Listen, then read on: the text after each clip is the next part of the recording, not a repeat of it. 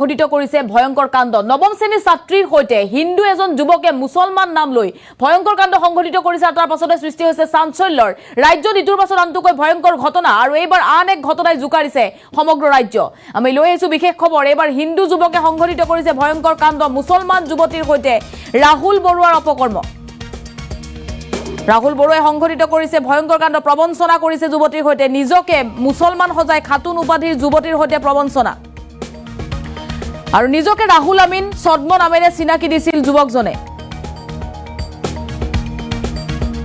প্ৰেমৰ চলনাৰে যুৱতীগৰাকীক প্ৰবঞ্চনা কৰাৰ গুৰুতৰ অভিযোগ উত্থাপন হৈছে যুৱকজনৰ বিৰুদ্ধে টিউচনৰ পৰা উভতি নিজ ঘৰলৈ আহি থকা অৱস্থাত ৰাহুলে কৰিছিল অপহৰণ আৰু সদ্ম নামেৰে ৰাহুলে অপহৰণ কৰিছিল মুছলমান কিশোৰীগৰাকীক শোণিতপুৰৰ ৰাহুল বৰুৱাই নিজকে চিনাকি দিছিল মুছলমান যুৱক বুলি আৰু সদ্মবেশী ৰাহুলে বহু অপৰাধজনিত কাৰ্যত জড়িত থকাৰো গুৰুতৰ অভিযোগ উত্থাপন হৈছে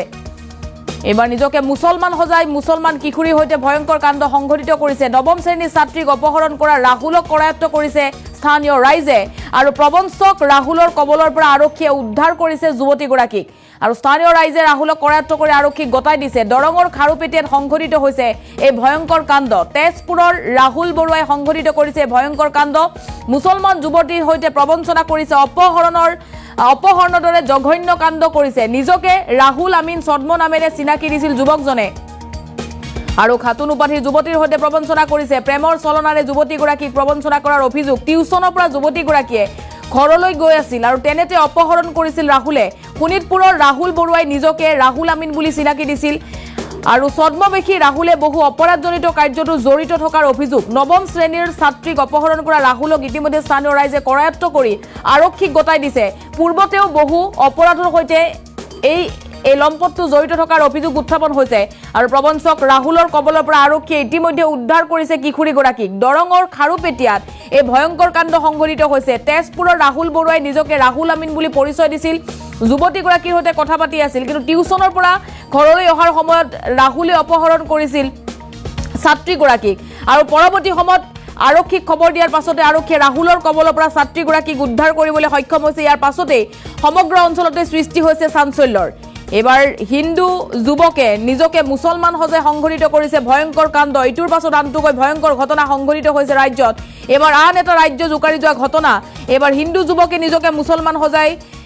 কিশোৰীৰ সৈতে অপহৰণ কৰিছে কিশোৰীগৰাকীক আৰু ইতিমধ্যে আৰক্ষীয়ে কিশোৰীগৰাকীক উদ্ধাৰ কৰি পৰিয়ালক সমজাই দিছে এই মুহূৰ্তত আমাৰ হাতত মন্তব্য আহি পৰিছে মন্তব্য শুনক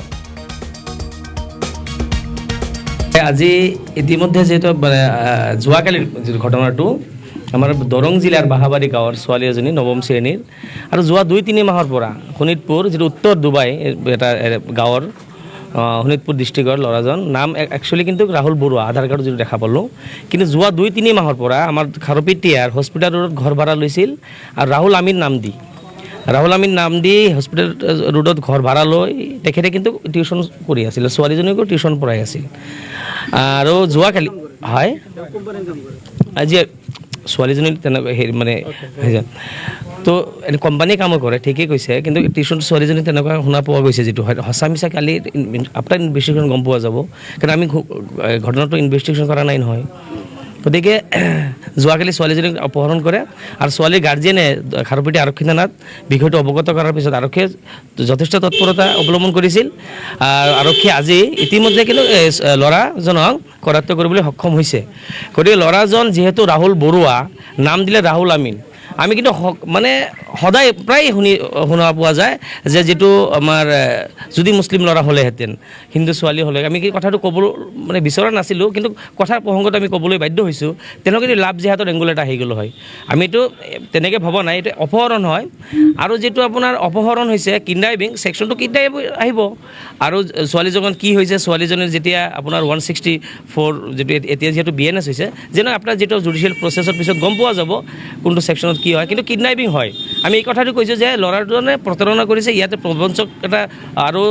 যেটো আজি ইতিমধ্যে ল'ৰাজনৰ স্বীকাৰোক্তিৰ পৰা গম পোৱা গৈছে কেইবাজনো তেনেকুৱা ছোৱালীৰ লগত এই ধৰণৰ অবৈধ সম্পৰ্ক স্থাপন কৰি আহিছে গতিকে এই যে কথাটো আমি কি কৈছোঁ আমি এতিয়া অসম ৰাজ্যিক সমিতিৰ পৰা ইতিমধ্যে আমচুৱে কৈ গৈছে আৰু বিভিন্ন দল সংগঠন ইয়াত আছে আমাৰ ইয়াত গতিকে আমাৰ কথাটো হ'ল যে আমি এই মেটাৰটোত আমি এজ এ যিটো ক্ৰাইম কৰিছে ক্ৰিমিনেল হিচাপে আমি ট্ৰিট কৰিব বিচাৰিছোঁ। আমি কোনো ধৰণৰ তেনেকুৱা লাভ জেহাদ, এই শব্দটো যে মানে জেহাদ শব্দটো সকলোতে আহি যায়, এডুকেশ্যন জেহাদ, এইটো লাভ জেহাদ, গতিকে আমি লাভ জেহাদ বুলি ক'ব বিচৰা নাই সেইকাৰণে, কিন্তু এইটো এটা শব্দ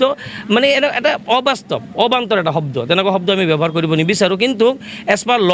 যে যিখিনি হ'ব লাগে ষ্টেপ ল'ব লাগে আৰক্ষীয়ে যাতে এজ পাৰ ল ষ্টেপটো লয়। আৰু আমি বিগত সময়ত আমি দেখা পাইছোঁ, কিন্তু আজি যেনেকৈ আমি ওলাই আহিছোঁ আৰক্ষী যথেষ্ট তৎপৰ হৈছে, কিন্তু পিছত কিন্তু জুডিচিয়েল প্ৰচেছ যেতিয়া ষ্টাৰ্ট হয় আপোনাৰ তেতিয়া কিন্তু দেখা পোৱা যায় আৰক্ষীৰ ফালৰ পৰা যেনেকুৱা ধৰণৰ ব্যৱস্থা ল'ব লাগে আৰু একেইজনক যেতিয়া কনভিক্ট কৰাৰ ক্ষেত্ৰত তেনেকুৱা কিন্তু তৎপৰতা দেখা পোৱা নাযায়। গতিকে আমি আশা কৰিছোঁ এই কেছটোত যাতে আৰক্ষীয়ে খাৰুপেটীয়া আৰক্ষীয়ে যিজন আয়ো হ'ব তেখেতে যাতে এই ল'ৰাজনক যাতে কনভিক্ট কৰাৰ ক্ষেত্ৰত যিখিনি পদক্ষেপ ল'ব লাগে আৰক্ষীয়ে যাতে পদক্ষেপখিনি লয়, তাৰ বাবে আৰক্ষী প্ৰশাসন আমি দাবী উত্থাপন কৰিছোঁ। আৰু আপোনালোকে মন্তব্য শুনিছে, আন এটা ভয়ংকৰ কাণ্ড সংঘটিত হৈছে। এবাৰ হিন্দু যুৱকে নিজকে মুছলমান সজাই অপকৰ্ম সংঘটিত কৰিছে, অপহৰণ কৰিছে এগৰাকী কিশোৰীক, এগৰাকী নৱম শ্ৰেণীৰ ছাত্ৰীক। লাভ জেহাদৰে ওলোটা ছবি দেখিবলৈ পোৱা গৈছে। আৰু দৰঙৰ খাৰুপেটীয়াত সংঘটিত হৈছে ভয়ংকৰ কাণ্ড। নিজকে ৰাহুল বৰুৱাই ৰাহুল আমিন সজাই ছদ্ম নামেৰে চিনাকি দিছিল যুৱতীগৰাকীক, আৰু